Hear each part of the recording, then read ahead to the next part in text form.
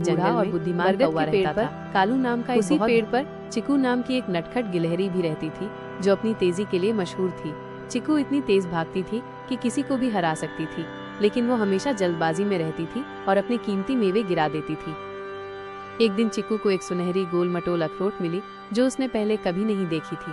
वो इतनी खुश हुई कि उसने उसे सबसे पहले अपने दोस्तों को दिखाने का फैसला किया। वो तेजी से भागी, उछली और कूदी। रास्ते में एक बड़े पत्थर पर उसका पैर फिसल गया और उसके हाथ से अखरोट छूट गई। अखरोट लुढ़क कर एक गहरी दरार में गिर गई। चिकू बहुत दुखी होकर रोने लगी। कालू कौवा ने जब चिकू को रोते हुए देखा तो वो उसके पास आया और पूछा, क्या हुआ मेरे दोस्त? चिकू ने अपनी पूरी कहानी सुनाई। कालू ने धीरे से कहा, जल्दबाजी में काम शैतान का। तेज चलना अच्छा है, लेकिन हमेशा नहीं। कभी कभी हमें धीमे होकर देखना चाहिए कि हम कहाँ जा रहे हैं। चिकू ने कालू की बात सुनी और समझ गई। उसने जल्दबाजी करना छोड़ दिया। अगली सुबह वो उसी रास्ते पर धीरे धीरे और ध्यान से चली जहाँ उसने अखरोट गिराया था।